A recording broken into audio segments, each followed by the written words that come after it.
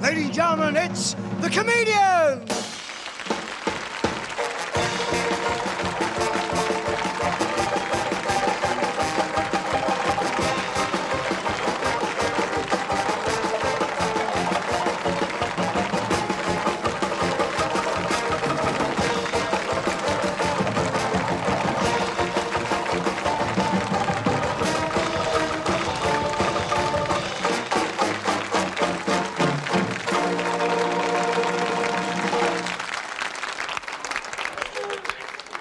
Murphy went on, the sky's the limit. Spewy Green says, now Murphy, your first question is on minerals. What's the closest thing to silver?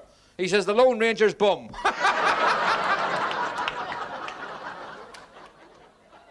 This is a lovely story. I haven't heard this myself. Really, and that's true. An Irishman walking down the motorway, down the fast lane. Unto me come. Walking down the fast lane of the motorway, legs akimbo, as was his wont, in gay abandon. Down he went. Smoking a cigarette, like this, down the fast lane, and the police car overtook him on the inside because he wasn't going so fast. And they pulled alongside him, and the policeman leaned out. He said, "You're running a terrible risk, you know." He said, "I only smoke 3 a day."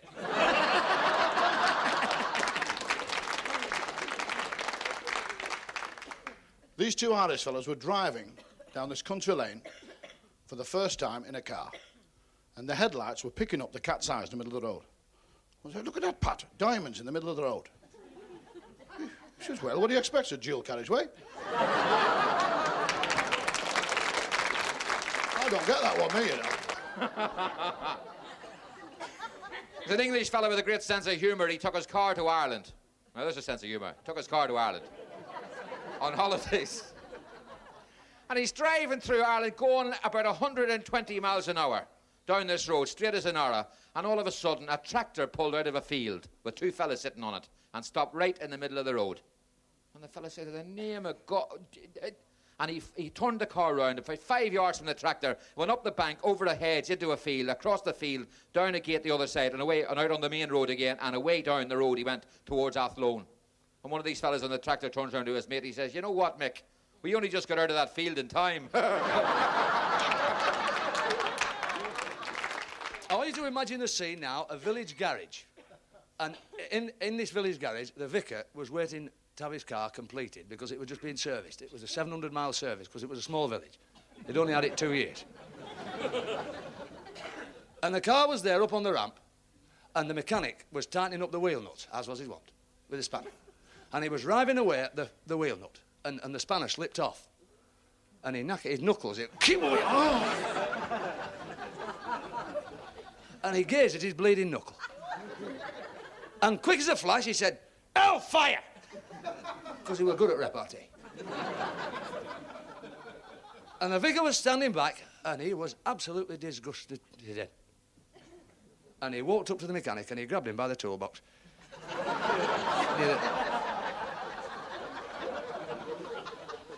He said, "My man," he said, "when things go wrong," he said, "don't swear." He said, "That won't sort anything out." He said, "Offer up a quick prayer." He said, "All will be well." He said, "Thank you very much, Vicar, I will." Daft. And he got under the car to complete the service, and he was tightening up the slump underneath. And he rove away with his spanner at this slump with such a effort that he rove the car off the ramp. And the ramp plummeted downward. And pinioning him, stuck him to the floor. Sump in his stomach, prop shaft up it, lying there he was. And he was going to say, "Hey," but he didn't. Control took over. And quick as a flash, he said, "Our Father, which art..." And the car lifted and went back on the ramp. The vicar saw this, he said, "Hellfire."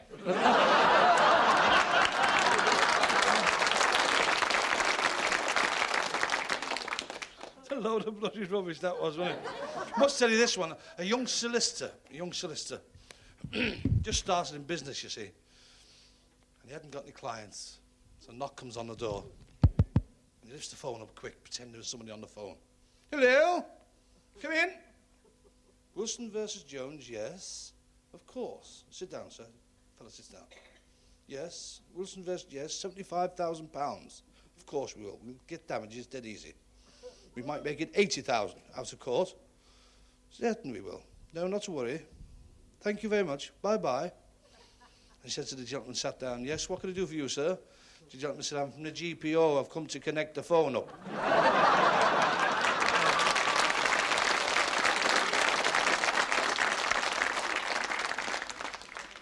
This Irish fellow went for the job, you know, and the boss says, listen, Mick, he says, I'll have to give you an intelligence test. It's only routine. He said, now, what's got 5 fingers and a thumb? And it's made of leather. Mick says, he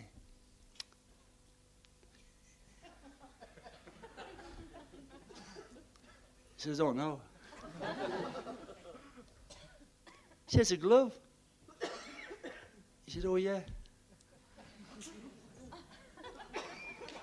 He said, what's got 8 fingers and 2 thumbs and made of leather? He says, he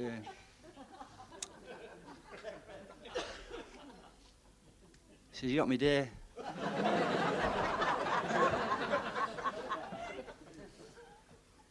He said, well, there's 2 gloves.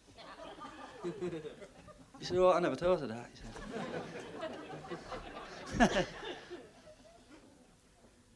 He said, yeah, Mick, it's an easy one, he said.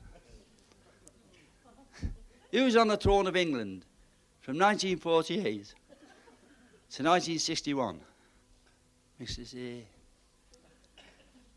1948, 1961. Wasn't 3 gloves, was it?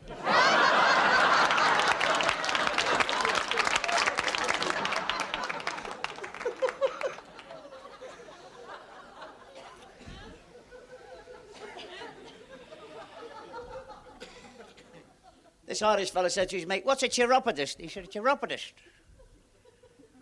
Oh, he teaches canaries how to whistle.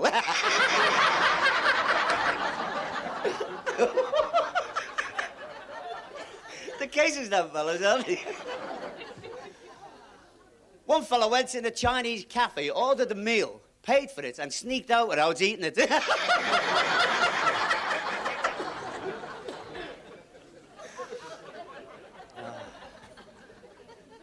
I was in Hong Kong, you know. I brought this fella back and he started the taxi business. And I saw him a couple of weeks later. I says, how are you making out? He says, I'm run off my feet.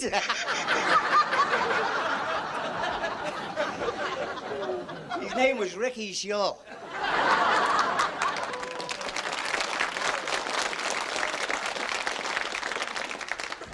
I don't know why I'm bloody laughing at me.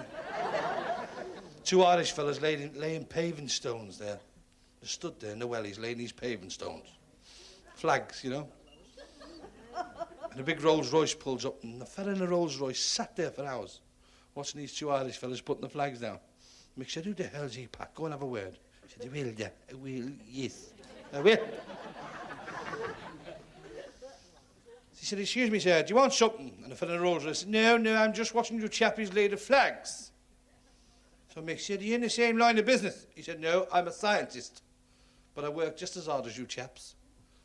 He said, I work to 1/1000th of an inch. Mick said, oh, it's no good to us. Them flags have got to be spot on.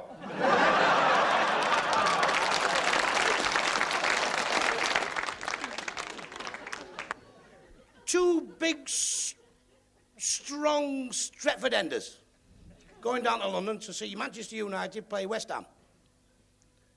They got off the train at Euston Station like that. Leather jackets. Like that. 6'4", muscles in the spit. They got off at Euston Station. This little French fella says, Parlez-vous français, monsieur? He said, what did he say, Harry? He said, I don't know, but crack him just in case.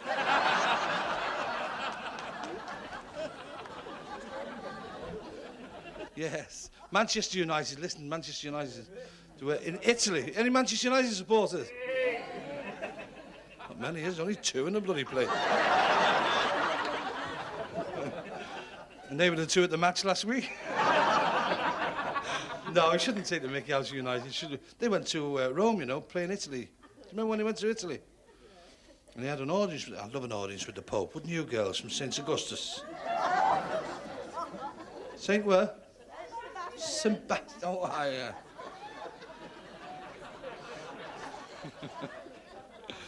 Anyway, they had an audience with the Pope. It must be marvellous, that, you know. And all the team got introduced, all stood there in the welly. And Tom Docherty leant over and whispered down the Pope's ear. The Pope said, no, I'm too old for that. He said, no, I asked you to pray for us, not play for us.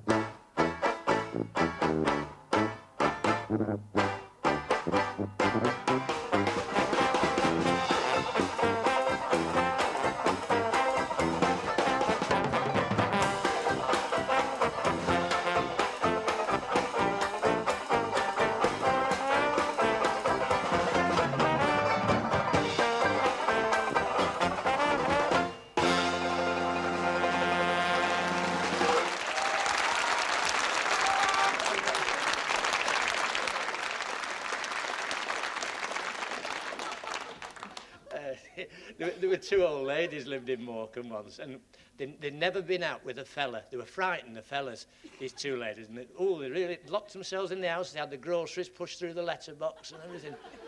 And they had a little cat called Minnie, and they wouldn't let the cat go out in case a Tom got it.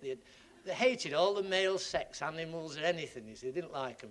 And one day the milkman got his foot inside the door because the milk bottle wouldn't go through the letterbox. And it finishes up, he's marrying one of these ladies.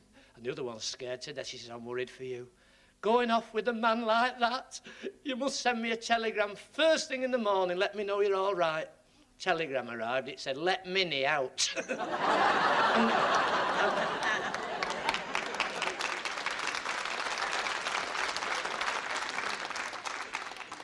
I like the story about the woman who lived next door to San Quentin prison in America, and she's kept awake all night with all this screaming horrible all night. She went next door the following morning to the prison. She said, it's terrible. She said, that screaming kept me awake all night. What was it? The warder said, well, it was a fella, electric chair, murderer. She said, well, you've had those before, and I've never heard any screaming. He said, no, but we had a power cut, and we had to finish him off with a blow lamp.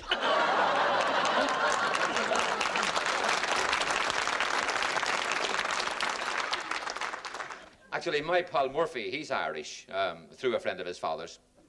And his uncle, who's a bachelor, and he's single as well, he won £75,000 on the Irish sweeps. And he wrote to this pen pal of his, who he'd been communicating with for 25 years in America. He says, will you come over here to Ireland and live like a millionaire? I've just won all this money, and I've got nobody to spend it on. And the fellow wrote back and he says, dear Mr. Murphy, sure, I'd love to come over to Ireland, but I'd only embarrass you. You see, the fact is, I'm only a midget 2 foot tall, and my arms are 3 foot long, and they dangle along the ground. And I've got two 25-inch humps on me back. And Murphy wrote back, he says, "See, never mind your humps or your feet or what." He says, "Get over here to Ireland and enjoy the peace and tranquility of Ireland." And the fella wrote back, and he says, well, there's something else I wouldn't tell you." Says he, "I didn't tell you. Actually, I'm actually black as well. And I've got blonde hair. And a club foot. And I've only got one eye right in the middle of my head. And my ears are on either side of my chin." And Murphy wrote back, he says, "Never mind where your eyes or your ear or anything, just get over here and enjoy Ireland. P.S. Would you be good enough to send a photograph of yourself so that I recognise you at the airport?" I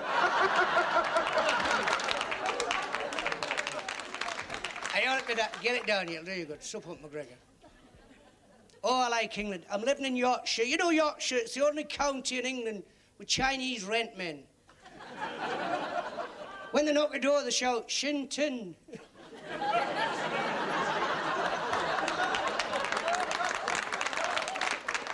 Great place, I like England, like it. Last summer, a nice wee holiday in Blackpool. Got a nice place to park the car, just outside Preston. Very expensive, Blackpool, shocking. 1 week in Blackpool, 10 bob, just like that. True. The next time I go back, I'm going on my own.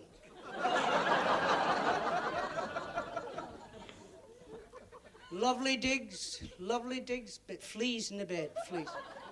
Fleas, Mrs. Woman.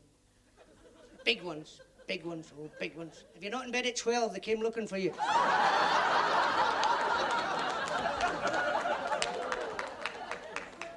I thought, I'll kill them. I bought a blow lamp. I come in. There's a big one on the wall. Put this blow lamp on, turn around, blew it out. Just like that. This skinhead was talking to his mate, see?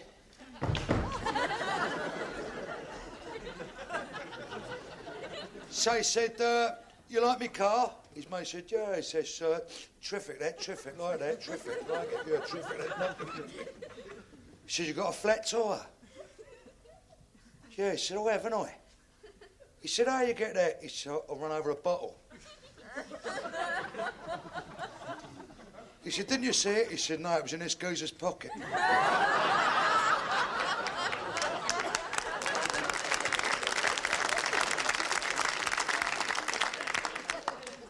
He's quite a lad, is that fella, Di. I remember once when he joined the army, he's quite a little bit of a big head, you see, and the first time he was put in front of the sergeant was giving him a hell of a row for about 3 months. 3 months, and in the end he said, "Now then, Di, if you saw 6,000 Germans coming towards you with fixed bayonets, what would you do?" He said, "If my boots was as big as your head, I'd sink down and rapid fire through the lace holes."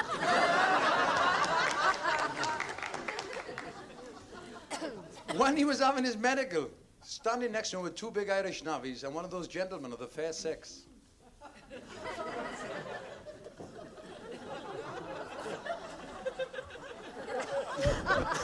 I'm only acting. I'm not like that my husband is, but I'm not. In walks the doctor, he turns to the first Irish fella, he said, "What's your name?" He said, "McCoy." He said, "What do you do for a living?" He said, "I'm a puff." He said, "You are?" He said, "I'm a puff. I work in a candle factory testing the candles. I light them up and I blow them out. Puff. I do it wick after wick."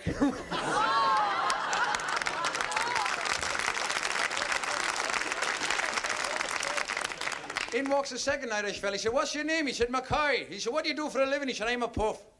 "In a candle factory?" He said, "No, balloons." In walks a little queer fella. He said, "What's your name?" He says, "McCoy."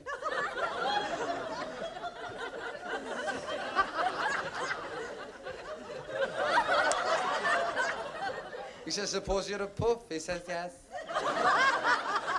He said, "In a candle factory?" He said, "No, I'm the real McCoy."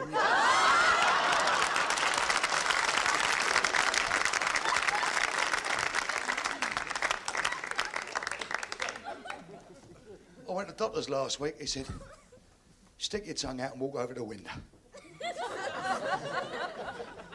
I said, "Would it help?" He said, "No, I can't stand that geezer across the road."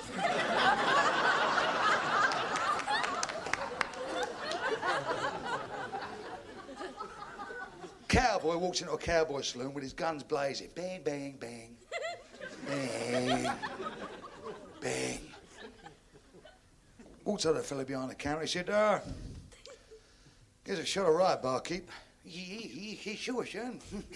He said, "Might I have a look at your shooting iron nest there?" Well, he said, "No, there, old timer." He said, "Boy, that's your mighty fine shooting iron, but I tell you what you want to do with this, boy. You want to cut 4 inches off the barrel, boy, and get a big barrel of hog's grease and dip it in the hog's grease, boy. Just keep dipping in the hog's grease, son. Just keep dipping away. And then take the gun again, son, and you want to cut the sap right off, boy. Just finish with the sap, man. Don't. Just the sap's got to go, boy. And then get that barrel of hog's grease, son, and just keep dipping away. Dip it away in the hog's grease, son. Just dip it away in the hog's grease. And then, boy, you get the butt of the gun and you chamfer the butt right down real fine, but real fine, son. And you get that barrel of hog's grease and you just keep dipping away, son. Just keep dipping away, boy. That's what you got to do. And you get that trigger guard, son. You take the trigger guard off and get the trigger and file it down real fine, son. But real fine. And get that barrel of hog's grease and just keep dipping away, son. Dip it away in the hog's grease, boy. He said, "Will that make it shoot better, old timer?" He said, "No, son. But when you come in here blazing away just now, you happen to clip the end off a Marshall Dillon cigar. And he's going to come over here and ram that gun right up your nose."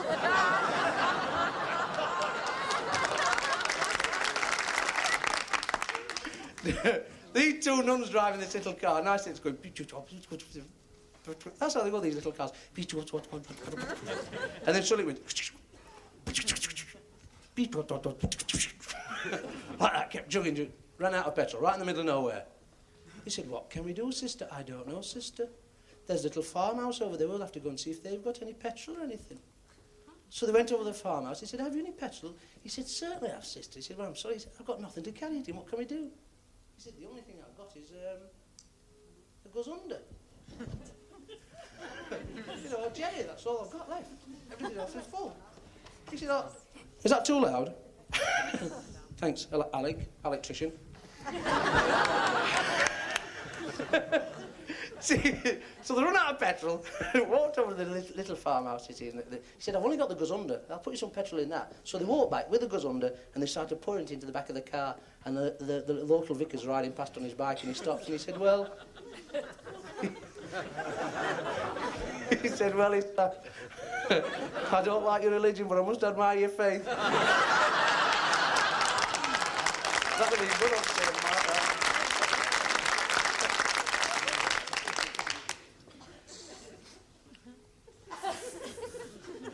Fella in Ireland, and he died. 32 years of age. He went through life with a hump on his back. Like a parachute he was. And he died, and they have a little hoolie in this small room, 7 of them, Father Murphy. And they couldn't get him in his coffin with a hump. So they all got the coffin lid on, jumped on the coffin lid, got an old strap off a motorbike, wrapped it round the lid, and Flanagan was laid to rest. Father Murphy got up, said a few words, had a few drinks. He said, "Well, gentlemen, this village should be ashamed of themselves, the way they carried on with this young man Flanagan. All the people should be ashamed they used to call after him Humpty Back and Humpty Back. It's a terrible thing to go through life with an affliction like a hump on the back." And just as he told it, the leather strap broke, and up comes Murphy in the coffin, like, whoa. There's one man they made for a little door. When the priest was last, he got his custard caught on the knob of the door. He says, "Let go of me, you humpback heathen."